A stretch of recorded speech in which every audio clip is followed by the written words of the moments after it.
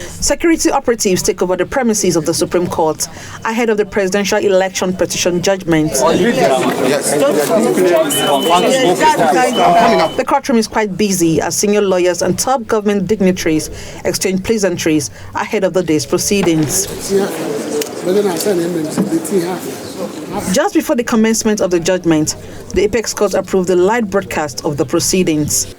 The 7-member panel led by Justice John Okoro arrives and takes the appeal of the presidential candidate of the PDP, Mr. Atiku Abubakar. Justice Okoro read the lead judgment and he struck out the allegation by Mr. Abubakar that failure to promptly upload the polling unit results of the election to the IREV amounted to non-compliance with the provisions of the Electoral Act, which he believes should invalidate the election. Filed on the 18th of September. The court dismissed the argument, explaining that the IREV is not a result collation platform and could not have invalidated the election. Case number 23 CV. The court also held that President Tinubu's failure to score 25% of the votes in the Federal Capital Territory when he had polled 25% votes in over 24 states as required by law did not affect his victory in the election.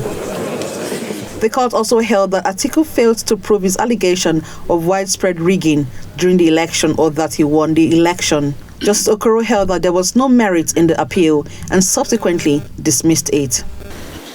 That all the issues submitted by all the parties are similar and any could be adopted for guidance. I propose, however, to determine this appeal based on the issues as formulated by the appellants. After all, it is their own appeal. Issue 1.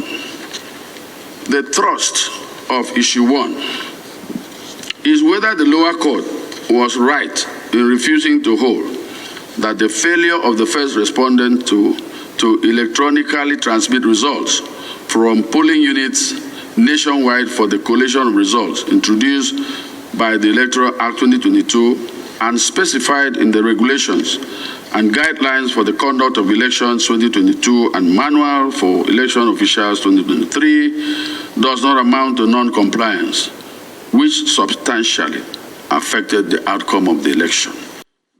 The court had earlier dismissed the bid by Mr. Abubakar to tender fresh evidence of certificate forgery against President Tinubu. The panel held that it lacked the jurisdiction to entertain such evidence that was not tendered before the presidential election petition court. Justice Okoro accused lawyers to Mr. Abubakar of being tardy in their attempts to obtain the evidence and tender it at the lower court. Next, the panel turned to the appeal of the Labour Party and its presidential candidate, Mr. Peter Obi. In a unanimous judgment, the 7-member panel of the court, led by Justice John Okoro, summarily dismissed the appeal, stating that the issues raised were substantially the same as Mr. Abubakar's appeal. According to the court, the only issue different in Mr. Obi's appeal is the allegation of double nomination of Vice President Kashim Shettima. The court relied on its earlier judgment and dismissed the appeal. The verdict is final. President Bola Tinubu has been declared President of the Federal Republic of Nigeria for the next 4 years by the Supreme Court, which affirmed the judgment of the petition court that delivered judgment on September 6, 2023. This brings to an end about 7 months of legal battle between all the parties involved in the case. From the Supreme Court of Nigeria, Emanuela Ekele, Channels Television News.